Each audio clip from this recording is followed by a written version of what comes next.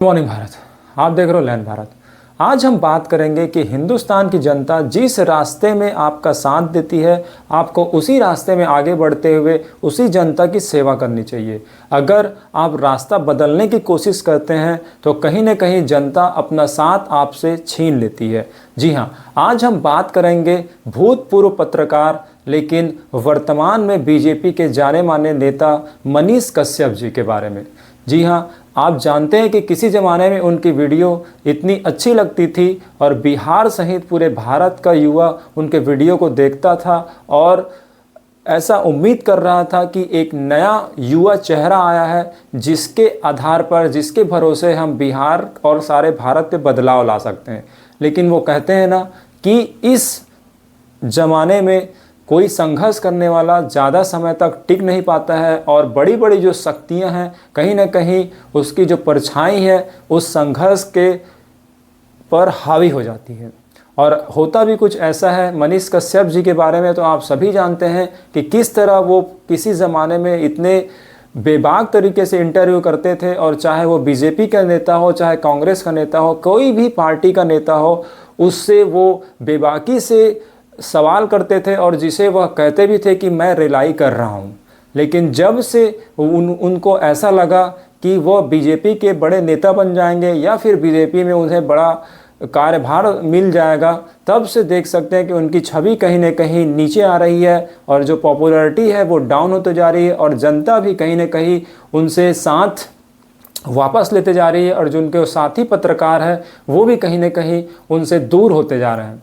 और इसका उदाहरण आया है, एक प्रसिद्ध यूट्यूबर है समाचार वाला, उसके राज सिंह जी ने काफ़ी अनुभवी पत्रकार हैं और उन्होंने काफ़ी बेबाकी से एक जगह पर रांची पर उनसे सवाल पूछा था। आप जानते हैं झारखंड में अभी चुनाव होने वाले हैं, तो हो सकता है मनीष कश्यप जी को वहां बीजेपी की तरफ से भेजा गया प्रचार करने के लिए। तो इसी दरमियान एक पत्रकार जो कि एक छोटे पत्रकार बोल सकते हैं, यूट्यूबर के दुनिया में उनके कुछ अभी के में फॉलोअर्स है, कुछ हज़ारों फॉलोअर्स हैं, और मनीष कश्यप जी जिनके मिलियन में फॉलोअर्स है, उन दोनों के बीच में संवाद होता है और मनीष कश्यप जी एक ऐसे नेता के रूप में आते हैं। लेकिन यहाँ पर जो राज सिंह जी है वो पत्रकार के जरिए उनसे सवाल पूछते हैं। उनके जो मेन वीडियो है वो आप उनके चैनल पर देख सकते हैं, समाचार वाला एक यूट्यूब चैनल है, वहाँ पर देख सकते हैं, वहाँ पर आपको क्लियर हो जाएगा। लेकिन हम उसमें मॉरल ऑफ द स्टोरी बताने की कोशिश करेंगे। सबसे पहले तो आप ब्रीफ वीडियो की जानकारी हम देते हैं कि राज सिंह जी ने उनसे पूछा कि जो अभी जैसे झारखंड में चुनाव हो रहा है, झारखंड की समस्या के बारे में कोई भी पत्रकार, कोई आम पत्रकार पूछ सकता है। जिस प्रकार से कभी मनीष कश्यप जी भी भूतपूर्व पत्रकार थे तो उनको भी पता होगा कि किस तरह से चुनाव में जो मुद्दे हैं उनको पूछा जाता है। तो वही फर्ज निभाते हुए राज सिंह जी ने उनसे यह सवाल पूछा कि झारखंड और बिहार में कुछ बांग्लादेश से रोहिंग्या मुसलमान की घुसपैठ हो गई है इलीगल तरीके से। लीगल वालों की बात नहीं करी, नहीं तो वीडियो देख करके कुछ लोगों को ऐसा लगेगा कि मुसलमानों के बारे में ऐसा बात किया जा रहा है। ऐसी बात नहीं है। इलीगल तरीके से जो बांग्लादेश से भारत एंटर कर गए हैं और भारत में झारखंड और बिहार के इलाकों में रह रहे हैं। तो राज सिंह जी जो एक पत्रकार थे, उन्होंने मनीष कश्यप जी से पूछा, क्योंकि मनीष कश्यप जी अब नेता हो चुके हैं, शायद मनीष कश्यप पत्रकार होते तो वो भी ऐसे ही सवाल पूछते। तो उन्होंने यह पूछा कि आप बताइए कि आपके पास कौन सा ऐसा प्लान है, झारखंड में चुनाव होने वाले हैं, तो क्या ऐसा प्लान है जिससे कि आप उन इलीगल जो रोहिंग्या मुसलमान आ चुके हैं उनको बाहर करेंगे। इस पर मनीष कश्यप जी, जैसे कि आप जानते हैं कि बीजेपी, हो सकता है बीजेपी अपने ट्रेनिंग में यह बताती हो कि मेन मुद्दे पर बात न करके उनसे बहुत सारे जो हमने पुराने काम कर रखे हैं उसको गिनाते जाइएगा। तो शायद ऐसा लगता है कि मनीष कश्यप जी पर भी बीजेपी का रंग चढ़ चुका है और बीजेपी की पार्टी का जो छवि है उन पर कहीं ना कहीं झलकने लगी और जो उनकी पत्रकारिता थी वो कहीं ना कहीं उस बीजेपी के छवि के नीचे दब चुकी है। तो इस तरह से मनीष कश्यप जी डायरेक्ट तो कोई प्लान नहीं बताते हैं, क्योंकि वो बहुत बड़े जिम्मेदार पत्रकार हैं। अभी तक तो उन्होंने झारखंड जब प्रचार करने भेजा गया होगा उनको, तो वहाँ के मेन परेशानियों पर वो स्टडी करके गए होंगे। तो इसी नाते से राज सिंह जी ने उनसे पूछा कि आप क्या समाधान लेकर के आएंगे।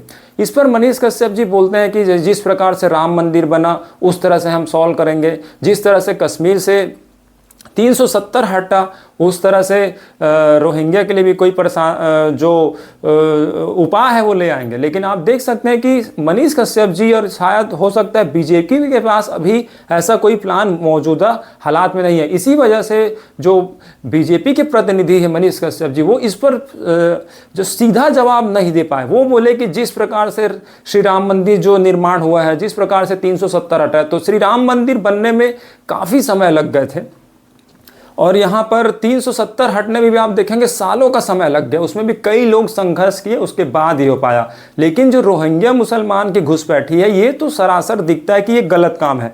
बीजेपी पूरे झारखंड में चुनाव लड़ना चाह रही है, न केवल झारखंड जैसे स्टेट में, कई स्टेट में उनकी गवर्नमेंट है और उसके साथ साथ यहाँ पर आप देखते होंगे कि राष्ट्रीय पार्टी भी है। तो न केवल ये स्टेट का इशू है, ये पूरा नेशनल इशू है। और उसी को राज सिंह जी ने पूछा था, लेकिन मनीष कश्यप जी के पास ऐसा कोई प्लान ही नहीं था कि वो डायरेक्ट बोल सकेंगे जैसे ही पार्टी आती है ये हमारे पास प्लान है। तो आप देख सकते हैं जो देश की सबसे बड़ी पार्टी है और उसके सबसे बड़े जो प्रतिनिधि बोल सकते हैं बीजेपी नेता मनीष कश्यप जी, उनके पास यह जवाब ही नहीं है। तो आप देख सकते हैं कि ये जो नेता है, चाहे कोई भी पार्टी के, वो चुनाव तो लड़ लेते हैं, लेकिन वहाँ की परेशानियाँ क्या है इस पर कोई प्लान नहीं बना है। तो मैनिफेस्टो आप जरूर देखिएगा, आप जहाँ पर भी वोट देने वाले हैं, और जिस मैनिफेस्टो में इस तरह के प्रॉब्लम का सल्यूशन हो, क्योंकि अब जमाना बदल चुका है। पहले लोग राजनीति में इंटरेस्टेड नहीं होते थे, वह केवल एक दिन जाते थे, वोट दे देते थे।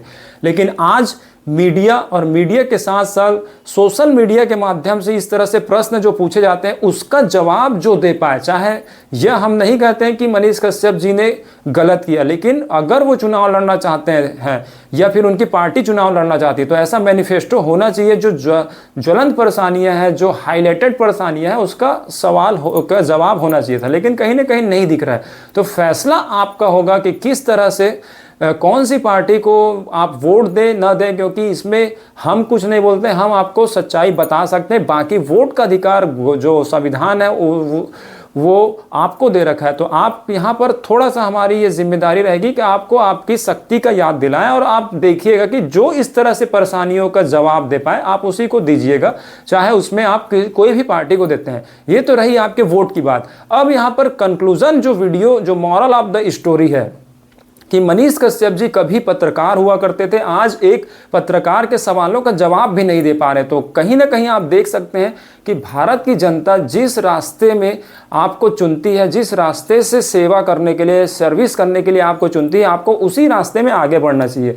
लेकिन मनीष कश्यप जी चाहे वो पर्सनल रीजन हो, चाहे वो कोई भी रीज़न हो सकता है, लेकिन वो जब पत्रकारिता को छोड़ते हैं और बीजेपी की सदस्यता लेते हैं, क्योंकि आप ये जानते हैं कि कोई भी पत्रकार, कोई भी राजनीति में अगर जाता है तो वो एक म्यान में दो तलवारें नहीं हो सकती। चाहे मनीष कश्यप जी अपने आप पत्रकारिता में न्यूज़ बता रहे हों या फिर वो पत्रकार भी हों और बीजेपी के नेता भी हो सकता है वो इस दोहरे चरित्र को निभा पाए, लेकिन कहीं ना कहीं छवि उनकी संशयप्रद दिखती है। और यहाँ पर आप देख सकते हैं कि उस तरह से उनको अभी भी जवाब पता नहीं था।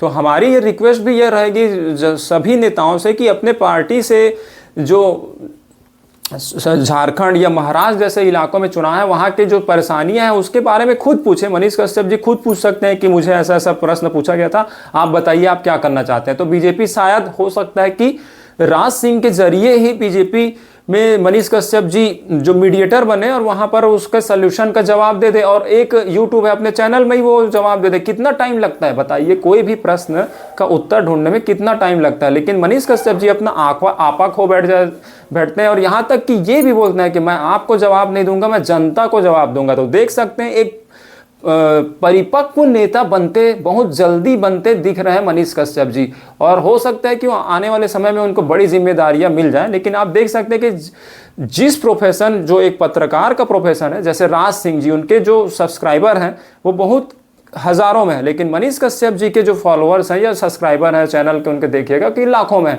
लेकिन फिर भी अगर आपके पास सच्चाई है तो कोई ज़रूरत नहीं है आपको किसी पार्टी, बड़ी पार्टी का साथ होना हो। आप अकेले सवाल के दम पर बहुत बड़े से बड़े नेताओं को अपने सवालों से झुका सकते हैं और अपने सवालों से उनका पर्दाफाश कर सकते हैं और उनको सही राह दिखा सकते हैं।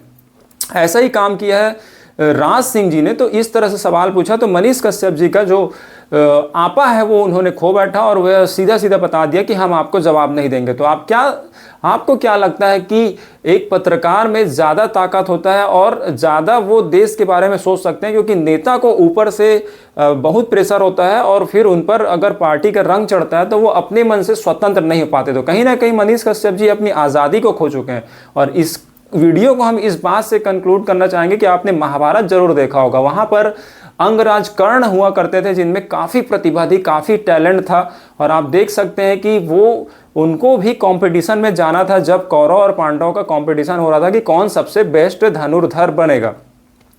जब अंगराज कर्ण को मौका नहीं मिलता है तो फिर दुर्योधन, जो कि एक प्रकार से गलत पक्ष के होते हैं, वो कर्णराज को अपना साथ दे देते हैं। लेकिन अंगराज कर्ण को यह सोचना चाहिए था, उससे बेटर होता कि वो अपनी प्रतिभा को दूसरे जंगलों में दूसरे स्टूडेंट्स को बताते, लेकिन नहीं, उनको यह जीत था कि मैं यहीं आऊँगा, प्रतिभा का जज जो है कौरव और पांडव के बीच में पॉपुलैरिटी होगी तभी मैं सिद्ध कर पाऊंगा। तो कहीं ना कहीं अंगराज कर्ण के मन में यह गलत धारणा आ गई थी और वो दुर्योधन का साथ ले लेते हैं। उसके बाद आप देखते हैं कि उनको राजपाट तो मिल जाता है, अंगराज कर्ण को अंगराज बोला जाता है, अंग प्रदेश मिल जाता है, राजा भी बन जाते हैं, लेकिन जो समाज ने उनको इज्जत दिया था कर्ण को, वह कहीं ना कहीं छूट जाता है। और जब वो उनका राज्याभिषेक होता है अंग प्रदेश में, उसके बाद आप देखते हैं कि अंगराज कर्ण नाम मात्र के लिए तो राजा बन जाते हैं, लेकिन जो समाज में वो चेंज लाना चाहते हैं वो नहीं ला पाते हैं। इवन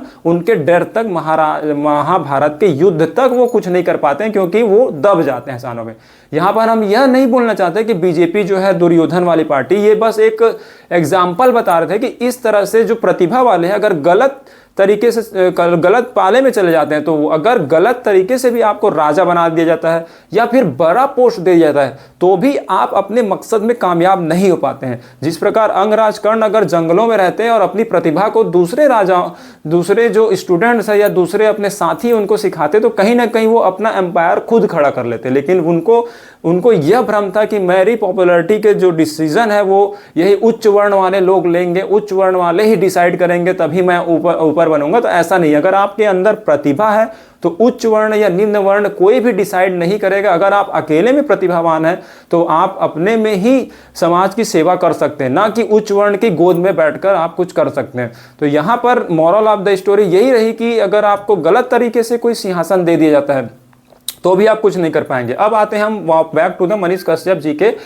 बातों पर। तो यहाँ पर हम बीजेपी को ऐसा कंपेयर नहीं कर रहे हैं कि वो दुर्योधन वाली पार्टी है, लेकिन एक पत्रकार को आज़ाद होना चाहिए और कहीं ना कहीं वो आज़ाद थे, लेकिन उस पर अगर राजनीति का रंग चढ़ जाता है तो आप कभी भी पार्टी के खिलाफ नहीं बोल पाएंगे। लेकिन हाँ, अगर मनीष कश्यप जी पत्रकार होते तो वो बीजेपी के खिलाफ भी बोलते, वही बेबाकी तरीके से बोलते जिससे वो सबको पसंद आ रहा था। लेकिन अब आप देखते हैं कि उनके आवाज़ में नरमी आ गई है और फिर वही तारीफों वाली जो बीजेपी के सारे नेता करते हैं उसी तरह से वो कर रहे हैं और शायद प्लान भी ना हो। तो राज सिंह जी के प्रश्न से यहाँ पर यह कंक्लूजन निकालना चाहिए कि मनीष कश्यप जी को, हालांकि वो पत्रकार से नेता बने हैं और हो सकता है दोनों चरित्रों को निभा पाए, लेकिन जिस तरह से राज सिंह जी ने जो क्वेश्चन पूछा था उसको अपने पार्टी में डिस्कस करना चाहिए और जल्द से जल्द मैनिफेस्टो में वह बात लेके आना चाहिए। और कहीं ना कहीं आप देख सकते हैं कि नेता बनने से आपके हाथ बन जाते हैं, लेकिन पत्रकार बनने से आपके हाथ खुले रहते हैं। तो मनीष कश्यप जी ने सही किया या गलत किया आप वीडियो में ज़रूर बताइएगा और देखते रहिए इसी तरह से न्यूज़ को और जागते रहिए और देखते रहिए लैंड भारत। Thank you.